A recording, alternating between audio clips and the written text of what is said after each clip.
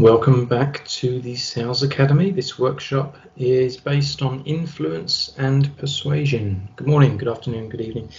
Influence and persuasion, particularly within the context of presenting. So we've spoken about in previous workshops the importance of asking questions, the importance of listening, and the fact that prospects should be doing 80% or more of the talking in any one meeting or sales engagement. While that is true, it's important that 20% of the time that we are talking, because there will come a time where you need to express your ideas and your product and your service, we want to ensure that that is as effective as possible. So in today's workshop, we'll be looking at some of the language that we can be using that can influence people's unconscious thinking. So first we'll understand the principles of what is conscious and conscious communication. And we'll move on to 6 of the magic words of persuasion. If you've got 6 magic words that you can use now in your sales conversations or in your sales copy if you email and text or create marketing material.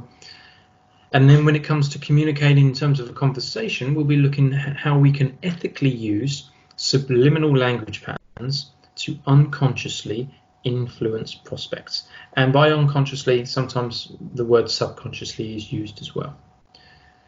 Once we've done that, we'll be looking at how we can use some basic hypnotic techniques, some covert hypnotic techniques, to alter states and emotions within the people that we're looking to communicate with.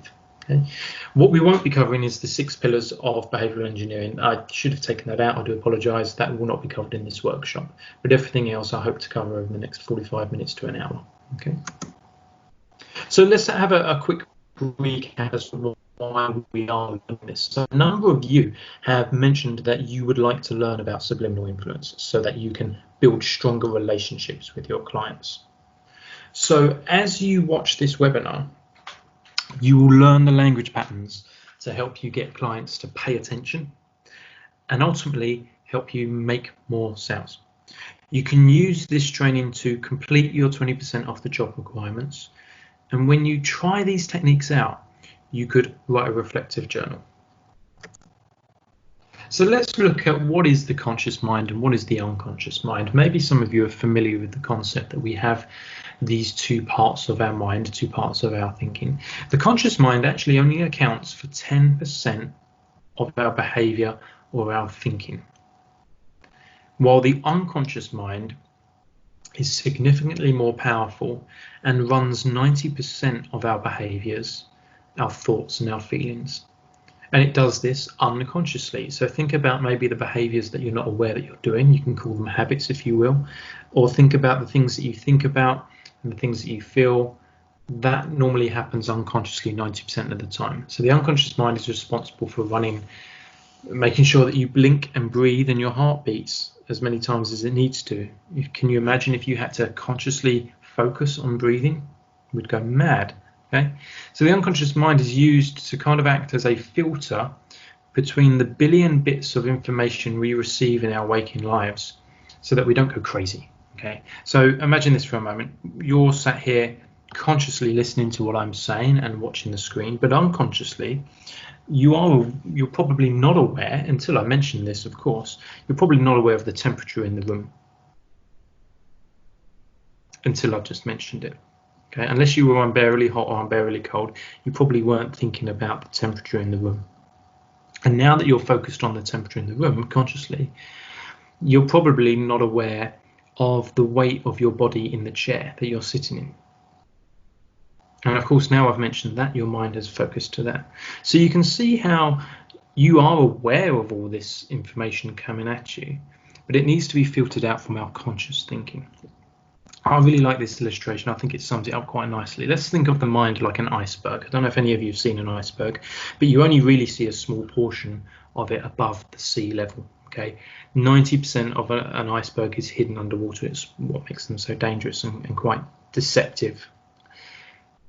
If we can imagine that our mind is like an iceberg, our conscious mind is what sits above the surface, and it's what controls our conscious behavior. So our analytical side, how we solve problems, how we make decisions, we do all this consciously. Even our short-term memory, if I ask you to remember something as you walk down to the shops to remember it, you'll do so using your conscious mind. Okay. But beneath the surface, your unconscious mind is doing a whole lot more. It controls your emotions. It controls your fears. It controls how you learn, your beliefs and values and your sense of identity. Okay? Taps into your imagination. Any addictions or habits that you have are normally done unconsciously. People don't consciously have addictions because consciously they know that it's not good for them, but unconsciously it's an addiction. Your intuition, if you've ever had that feeling that something isn't right, we call it sometimes a gut feeling, just something that tells you, you can't quite put your finger on it, but something that tells you that this is the right thing to do or the wrong thing to do maybe. That's your unconscious mind trying to tell you something. Okay. Learning as well. Learning is a really powerful one. For those of you that drive, maybe think back to when you first started to learn to drive.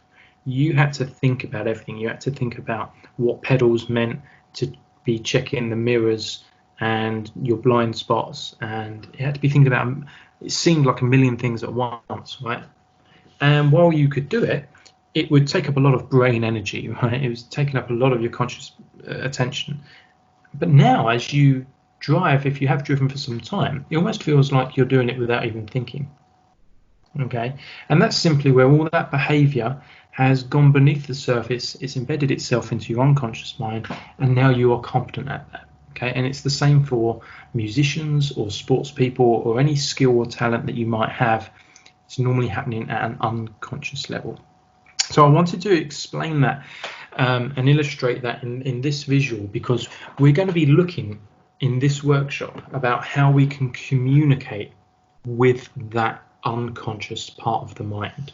Okay, because I think you'd agree that it's way more powerful than its conscious counterpart. And if we can control how people feel, how people think, how people learn, then we are going to be a lot more persuasive and influential, won't we? So now we've covered that, let's look at some magic words of persuasion. These are just words that you can start to embed into your sales conversations now, or if you do email or website writing or any sort of written collateral, you can use these words as they have been proven to have a persuasive effect on the audience. The first one of which is the word now. When I was a child, if my mum ever said to me, Rob, go to bed, and I was little, I'd go like, oh mum, why do I have to go to bed? Can't I stay up for a little bit longer? All she would have to say to me is now, and I would comply. There was something in the way she said it. She didn't have to give me a reason. She would just have to use the word now. Maybe you had that as well. Maybe you had the same mum as me. It's a word that from an early age we are kind of conditioned to comply to the word now, and it carries over into advertising and marketing. Buy now, available now. It's a word that creates a sense of urgency. So if you can find a way to use the word now within your sales conversations, it's going to help you be that little bit more persuasive. The next magic word is the word because. And I really like this word. And the reason I like this word is because, naturally, is it kind of justifies anything that's come before it. So if you have a sentence and then you use the word because, it kind of suggests that what you said before holds a lot of weight and a lot of justification, a bit like a cause effect. Okay, I'll give you an example. There was a social experiment done in the 1980s in an office block that had a photocopy machine, like a Xerox copy machine, and there'd be a long line of people waiting to photocopy, documents and forms and stuff. And the social experiment was this. They had a lady go up to somebody in the middle of the queue, kind of towards the front, and ask, could I step in front of you? Okay. And amazingly, 1 in 3 people, 30% of people, actually allowed the woman to step in front of them just because she asked. Okay, so that's interesting. But the actual part of the social experiment which caught my attention was when they did it a second time. And they got a different queue of people, obviously, to make sure it was controlled. Step up somewhere in the middle of the queue and say, could I step in front of you because I need to do some photocopying? Now, it wasn't even a good excuse. But amazingly, about 75 to 80% of people allowed her to step in front. They kind of go, oh, okay, yeah, you have a reason. Forgetting momentarily that everybody in the queue can't have the same reason. So it's been done several times, and there's probably been variations, but that's the, I believe the story I say there is probably the original experiment, and certainly the one that I remember. The word because just seems to justify. So if you can find a way to appropriately use this word in your conversations, you're going to find yourself becoming way more persuasive. The next magic word is please. Now, I was always told that please was a magic word. Whenever I wanted something, I was conditioned as a child to have manners and ask the word please. It is no different within sales, provided you don't use the word in like a needy, whiny tone, because that can actually diminish your status as a sales professional. You can use the word please to great effect because it's very hard for somebody to be asked to do something with the word please and to say no. It's very difficult. It kind of goes against our human behavior to say no to people who are that polite. So provided that your demand isn't outlandish and too hard, or the person you're speaking to can't actually deliver on that commitment, you can consider using the word please to help just give you that edge when getting what you want. Understandably, the other magic word was thank you. Please and thank yous are always very important. The word thank you again, now I did mention, or I did go over the use of the word thank you in one of the other workshops about when you shouldn't use the word thank you. But bear in mind that it is a persuasive word or set of words that has been proven to get results if used at the right time. When you say thank you, particularly followed up by someone's name, you can build massive rapport because it's just polite. I know it seems so simple, and it's probably why it works. Consider how you can use thank you in your conversations. Okay? Consider signing off your emails with thank you rather than sincerely or regards or best wishes or anything else. Consider how more emotive and more personal a genuine thank you might be. And the last magic word I want to look at is the name. As I suggested, using someone's name can be enormously powerful. Why is this? Well, it's our identity, right? It's the one word that we identify with above every other word in the English language is our name. It was bestowed upon us. It's our name, isn't it? And so it goes into that section of our unconscious associated with our sense of identity. In reality, it's just a noise that someone needs to make to get my attention. That's all a name is. They make this noise and I'll turn to them. But consider this. Consider if you were in a very noisy environment. Let's say you was in a room with 100 people all talking at once. It's very noisy. You can't really hear what they're saying. If someone from a distance calls your name, you're going to hear it. Maybe this has even happened to you. And that's because it's a word that means so much to our unconscious mind. It just makes our ears prick up. It means a lot to us. You don't want to overuse someone's name. That will seem cliche and over the top, but using it in the right time in a conversation can be enormously persuasive and enormously powerful at building rapport. Okay. So before I move on to more phrases and patterns of language, because I've given you some words, before I move on to some more patterns of language, I want to look at how you use your voice. Because how you say something is much more important than what you say. Okay, we uncovered this and we learnt this in one of the rapport building workshops. Okay, how you use your voice and the tone of voice that you deploy when using these language patterns can make or break the effectiveness. A neutral tone of voice is what I'm speaking in now. We all have a neutral tone of voice. There's nothing remarkable about it. We all have our own natural rhythm and our tone and pitch and pace of voice. And if you're just speaking naturally, then you're deploying a neutral or natural tone of voice. But we also have what we call an uptone. And we also have what you might call a downtone. So a neutral tone of voice is a tone of voice which goes in a flat line. Doesn't necessarily mean it's monotonous, but we'll use it when making a statement. For example, you understand this. Okay, it's a tone of voice which doesn't have much impact other than just delivering information at surface level. On the other hand, using an uptone will have a slight inflection towards the end of the sentence, which can make an ordinary statement sound like a question. For example, you understand this? Now, I haven't changed the words. I haven't said, do you understand this? I haven't changed the syntax of the actual sentence. I've just used my tone of voice to imply that I am asking a question. You understand this? And naturally, a down tone moves in the opposite direction. Towards the end of a sentence, your voice goes down into what we call more of a command tonality, where I would say, you understand this. You understand this. Can you see how it works? Now, all three of these tones, if you will, have a purpose in your conversations.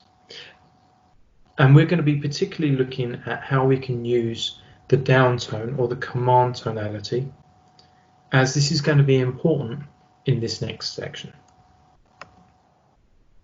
Consider a sentence or a paragraph that I opened up the workshop with. I said this verbatim, and on the surface of it, maybe there was nothing odd or strange about the message I was trying to bring across. I was simply just illustrating that this webinar is going to help you. But with the right tone of voice, I can mark out certain suggestions or certain commands that I want your unconscious mind to pay attention to. For example, you'll notice that I've now highlighted in red some sections of the sentence that I had deliberately put into this paragraph to influence you in some way. Naturally, by telling you this, I'm probably undoing the effects. You would like to learn about subliminal influence. Watch this webinar. Learn the language patterns. Pay attention. And then a cheeky few agendas of mine, which is to complete your 20% off the job requirements or write a reflective journal. Okay. So you can see how I have embedded suggestions or commands, as I'll refer to them from now on, within an innocent conversation. And this is what we're going to be looking at, how you can do this within your sales conversations. So we call these embedded commands. An embedded command would be something like this. When you're ready to go ahead, perhaps you'll give me a call. And you'll notice that there are now elements of that sentence that are directing the person I'm speaking to either think, feel, or do something that I want them to do. For example, you're ready to go ahead and give me a call. That is the instruction I'm giving to the person that I'm speaking to. The next one would be, let's talk about the benefits so you can make the right decision and buy with confidence. Make the right decision. Buy with confidence. And last one that maybe you've used without even knowing it or has been used on you. Can you pass me the salt? Pass me the salt is a command. Okay. Now that one might seem a little bit strange for me to chuck in there. I do so you can realize that we do this naturally. Okay. But if we could do so consciously, if we could do so with purpose, how much more effective would you be rather than just waiting for these natural occurrences? How can we be more effective? In these sections that I've underlined in red, these are the commands. These are what I want the unconscious mind to pay attention to. So it's important that I mark out these sections very subtly, and I can do so by using the command tonality. So for example, when you're ready to go ahead, perhaps you'll give me a call. Now, I wouldn't do so in an obvious way. I'm doing that for illustration purposes. But you want to subtly be able to dip your tone of voice down ever so slightly so that the unconscious mind can recognize that you're telling them to do something. Let's talk about the benefits so you can make the right decision and buy with confidence. You see how that works? So how do you create an embedded command? Well, first you need to create the suggestion or command that you want the person to accept. So it can be something that you want the person to think, it can be something you want the person to feel, or it can be something you want the person to do. Okay? that will be relevant to where you are in the sales cycle, what you sell, who you're selling it to, what's appropriate. There are 101,000 thousands of embedded commands that you could use. You just have to think of the one that's appropriate for the context that you're speaking in. The second step is then to embed that suggestion into a normal sentence structure, or you can use a softener. We'll be looking at softeners in the next slide. And then you use your subtle down tone on the suggestion or command only, not on the whole sentence, just on the part that you want the unconscious mind to recognize. And it's important that it is subtle, because if it's too obvious, that analytical part of the conscious mind will recognize it, and it will be noticed, you'll be caught out, so to speak. Okay. So think about a suggestion or a command which is appropriate for the area of your business that you sometimes struggle with. Maybe it's having a meeting, maybe it's closing a sale, maybe it's getting through to the right person, whatever it is. And then find a way to embed that suggestion into a normal sentence structure, or use a softener. So let's look at some softeners. I decided to put this example here. When you're ready to go ahead, perhaps you'll feel confident to give me a call. So that's a slight alteration on one of the previous commands, but you can see how I've put something that I want them to think, you're ready to go ahead, something I want them to feel, and something I want them to do. So that's an example of a very loaded embedded command. Very generic, but it's very loaded there. Okay, so let's look at softeners. What I'm going to share with you now are going to be some sentence structures. Think of them like templates.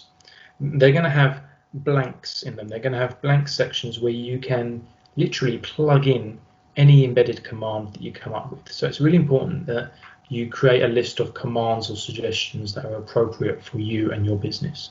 And then you can use these templates to place your embedded commands in them and start using them straight away. The interesting thing is these softeners in themselves are designed to actually have a hypnotic effect themselves. They are language patterns in themselves, and therefore they're twice as powerful than just any old sentence that you might use. The first is, I don't know if blank is what you want to do. I don't know if blank is what you want to do. This is a really good language pattern because it starts with I don't know if, and that immediately diffuses a lot of sales resistance. Okay. When you follow it up with your embedded command and then is what you want to do at the end, you're suggesting to that person further that the command is something that they want to do. For example, I don't know if doing business with me is what you want to do. Or, I don't know if getting a better deal is what you want to do. Maybe, I don't know if learning hypnotic language is what you want to do. So you can see there that on the surface, you're kind of saying, I don't know if this is the case. I don't know, you tell me. But underneath the surface, you're telling people that doing business with me is what you want to do. See how that works? The next one is, you probably already know blank. Now in this situation, you would follow up with something that they probably don't know. And that would be something about your business, about your product or service, something that you want them to know, maybe something about the market or the industry that they're in. So this is a great place to hide USPs or a kind of feature benefit outline that otherwise would sound salesy if you just came out and said it. Okay. Or maybe you want to tell them something about their industry, which shows your expertise. And the reason this works is it actually assumes their intelligence, so that if they didn't know what you're about to tell them, which should be the case more than likely, then they will feel like, oh, you know what, I should know that. And therefore, what you're saying holds a lot of power. Let me give you an example. You probably already know that we're the most successful provider in your industry. Now, can you see how we are the most successful provider in your industry? If you just came out and said something like that, it would be seen as cheesy, it'd be seen as salesy. But you can soften that, this is where the name comes from, by saying you probably already know that we're the most successful provider in your industry. And if they didn't, they do now. You probably already know that the sales teams I train generally increase their revenue by at least 30%. Or you probably already know that learning these language patterns will be useful. Next one. You don't have to blank now. Okay, so maybe you're seeing already the power of this softener. You don't have to reduces a whole heap of sales resistance purely because you're telling someone that they don't have to do something, okay, which they're probably inclined to agree with. You don't have to do something. That's not going to trigger much sales resistance. Then you place your embedded command, something that you want them to do, but they don't have to. And then you finish with the word now, which we've already established is a magic word in and itself. So this would be something like, you don't have to decide right now. Okay? You don't have to agree our terms now. You don't have to move forward now. Okay? You can put in generic examples, and again, it would depend on what you want the person to do, moving forward, deciding, agreeing our terms, whatever it might be. But with the right tonality, you're telling their subconscious to decide right now, agree our terms now, move forward now. But consciously, you can hide behind the fact that you said you don't have to.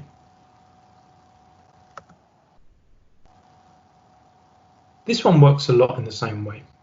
Don't feel obligated, blank. Don't feel obligated to blank. And then you simply plug in an embedded command, something that you actually want them to do. So don't feel obligated to make your decision today. Don't feel obligated to call me back. Don't feel obligated to use these language patterns in your next call. And the interesting thing about here is that it starts with the word don't or do not. And from a psychological perspective, it's impossible to process the word don't without first processing what you want the person to do. So in order to not do something, you need to think about doing it in order to delete that command. Let me give an example. If I said, don't think of a white elephant, in order for you to not do that, you need to first think of a white elephant, and then maybe you delete it, maybe you evaporate it, maybe you put a big X through it, whatever your brain decides to do, but you did think of a white elephant for some element of time. So really we can remove the word don't from here, which means we're actually telling people to feel obligated to call me back. Feel obligated to make your decision today.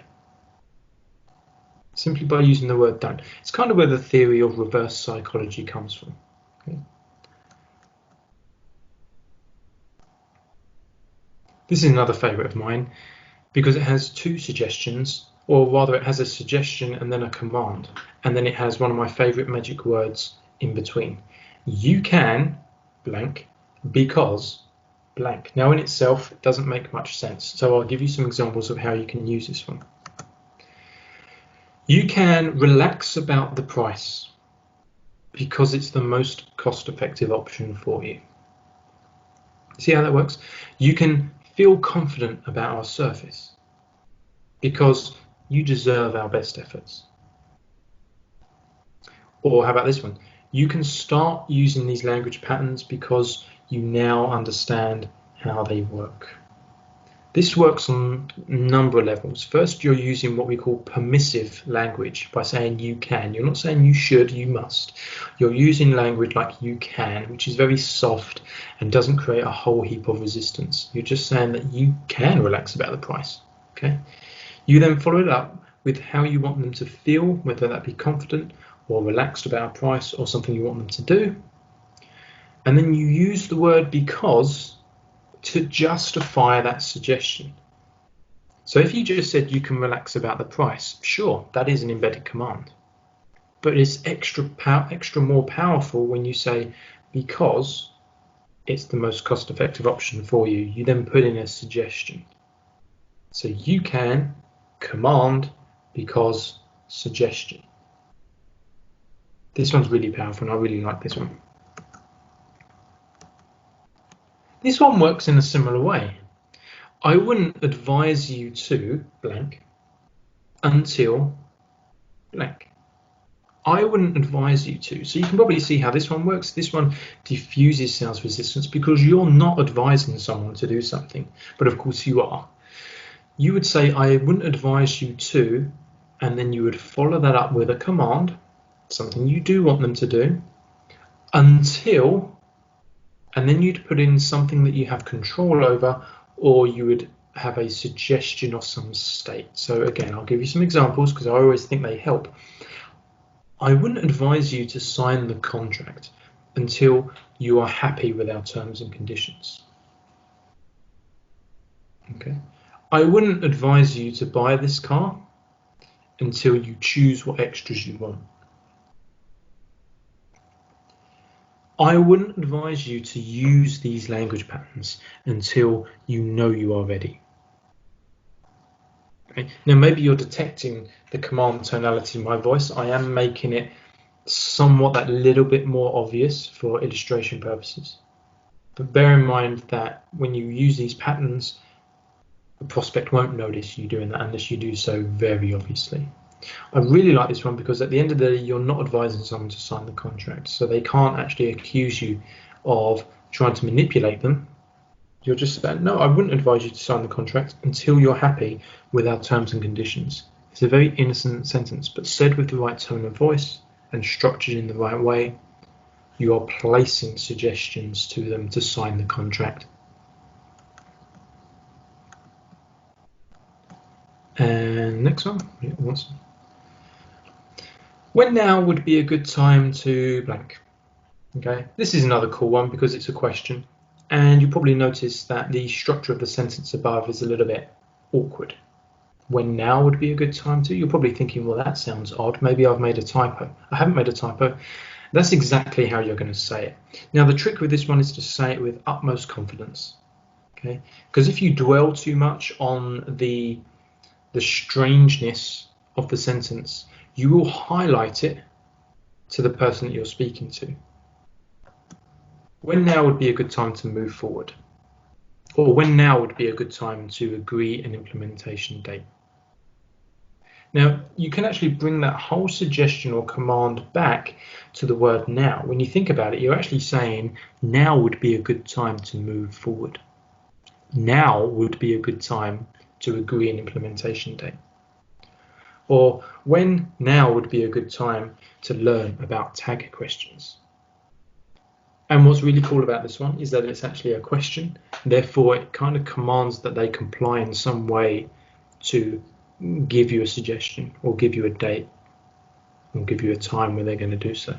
Okay. So on the last question there, last example, I mentioned something called tag questions. You're probably wondering what they are.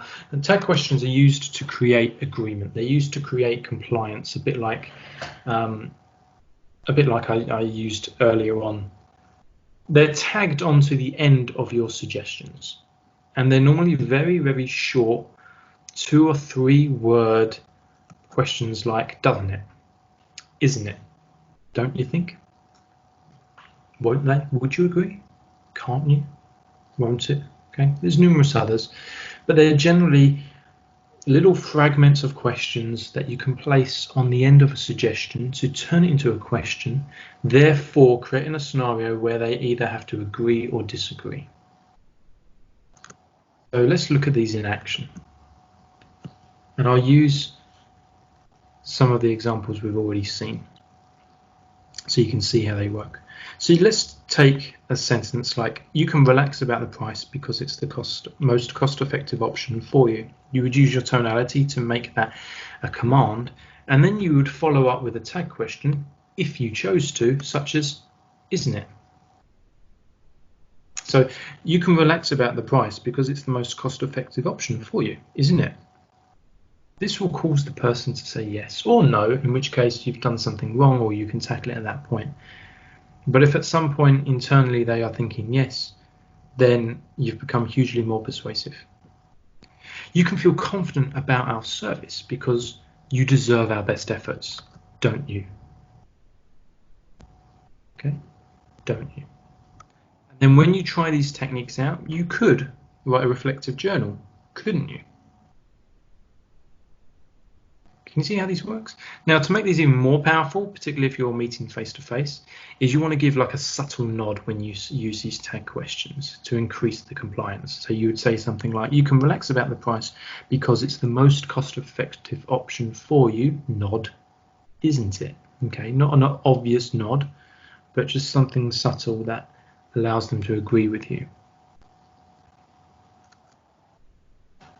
I now want to talk about truth patterns. Truth patterns are one of my favorite language patterns, particularly when used as a summary of a sales meeting. So towards the end of a sales meeting, when you're just about to leave, you can use something known as cause and effect, where you associate a series of factual statements with your suggestion. Okay, quite simply, you tell the person that you're speaking to a fact, and this is going to be a fact they can't argue with, something undeniably true. Ideally, something not too generic, unless you really have to, but something about the interaction you've had thus far, something that they will, without a doubt, agree with. That's really important. Once you use that fact, you then follow up with another fact. Okay, and again, this is going to be something that is undeniably true. You then follow up with a third fact. Some people believe 2 is enough. I always think let's go an extra one. If you can weave it into a natural conversation, then 3 is a magic number.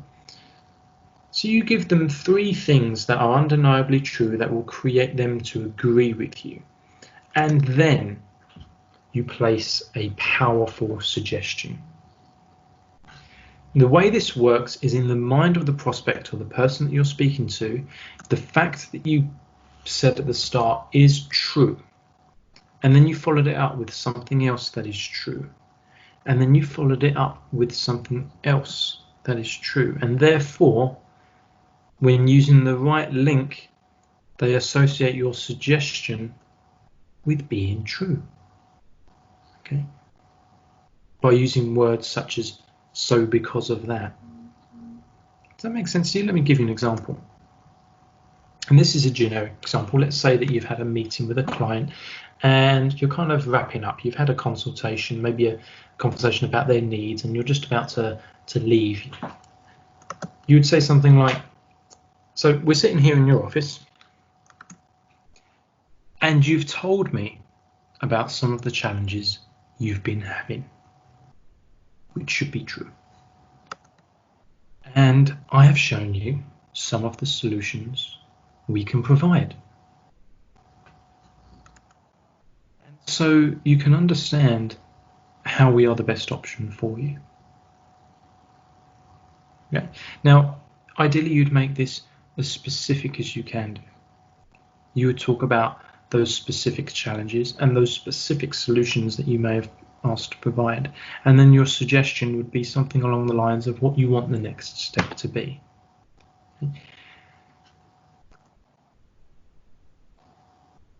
Here's an example of something I wrote for you that is loaded with some embedded commands and suggestions, and basically every technique at some point that we've covered is in here somewhere. And I want you to take just a couple of minutes to see if you can identify in this text where the embedded commands and suggestions are. Now, there's no tone of voice to help mark it out for you, so consider the text as itself and consider how I could say this in a way that would make it more persuasive. So I'm going to give you a couple of minutes just to study this text and make some notes to yourself about where can I identify some of the language patterns we've discovered.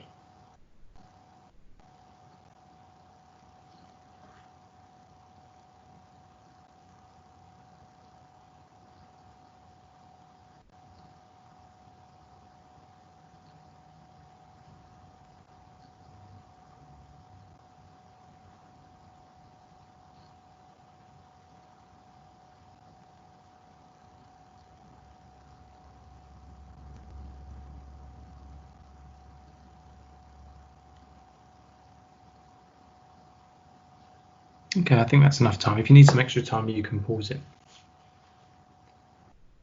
Now, hopefully by now, some of them should be sticking out to you like a sore thumb.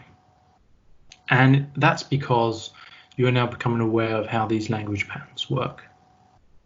And if you haven't seen all of them and you've struggled, that's fine too, because that means that they're so powerful that when you do learn them, they're going to be really subtle and really powerful for you. So let's look at some of the embedded commands that I've put in here. Having sales training is the right thing to do. That's a decision you will make now. It's not important that you choose me as your trainer. What's important is that I am the right sales trainer for you. Would you agree? You, like me, feel confident. You know this is the right decision for your business. What follows is a truth pattern. I'm sure most of you saw that. I just didn't highlight it because it would make all the text yellow, but it's followed up by a truth pattern that then has an interesting phonetic ambiguity where I say, you should buy now. And of course, the word buy there sounds an awful lot like what I want them to do, doesn't it? This is right for you. Decide to proceed. Okay. Now, this isn't an example that I would necessarily suggest you using. It's a little bit over the top. I've done this just for the purposes of giving an example of trying to put as many language patterns in a short space of time as I can. So I'm not suggesting you use this as a script, although you'll be surprised what you can get away with. What you might notice there, if you've looked at the rapport building workshop already, is that I've used a mix of auditory and kinesthetic and visual language when using the truisms or truth patterns, as I call them. So we have spoken about some of the problems, and I've got a feel, and so I showed you. Using language like this will appeal to anybody regardless of what their rep system is. However, if you are particularly strong at building rapport, you will understand what representational system they are using, and if they are more of a visual person or an auditory person. And as such, if you do understand that, then you should use that language more often. But if you're not too sure, you can use a mix, and at some point you'll hit the mark.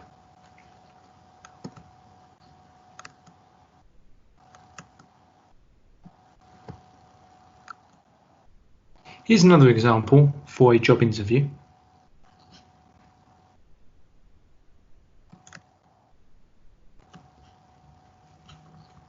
At some point during an interview, you'll be asked the question, what questions do you have for us? And there are some people who stumble at this point. They can't think of any questions to ask.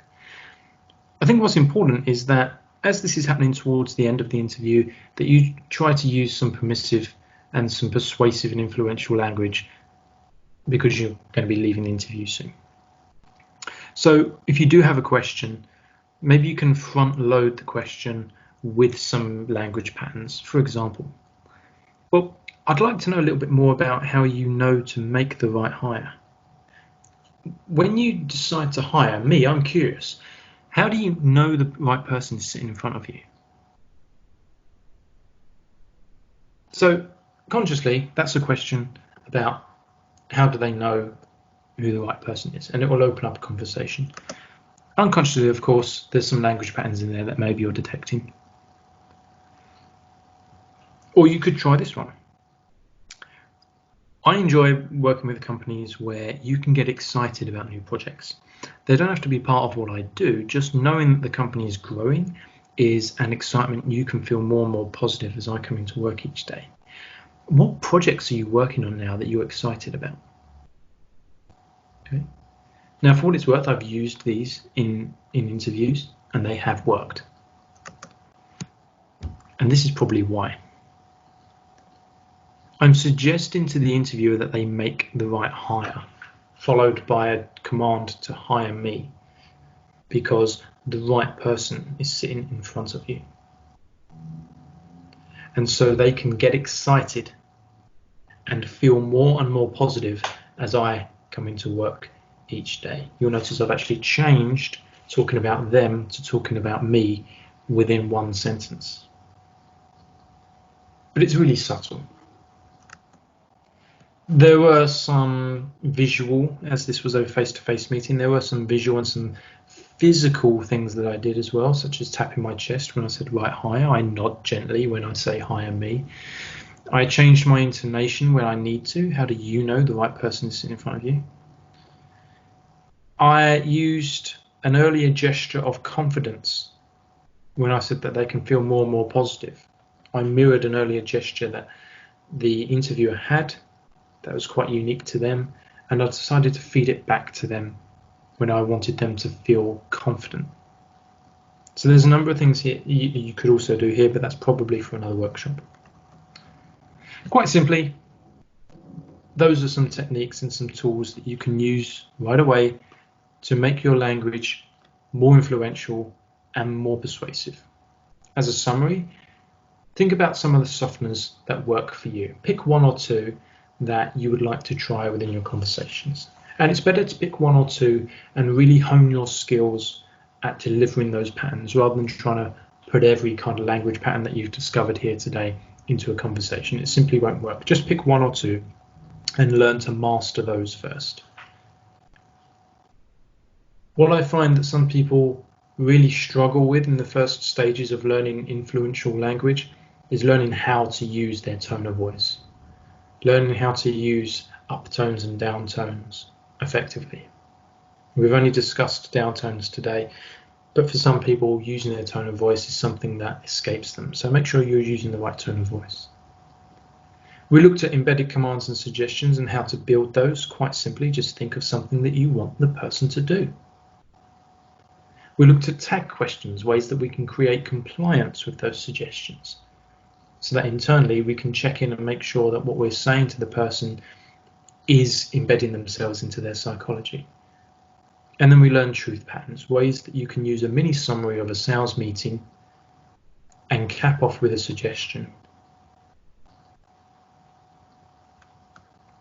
There may well be another workshop on influential language, a part 2, if you will.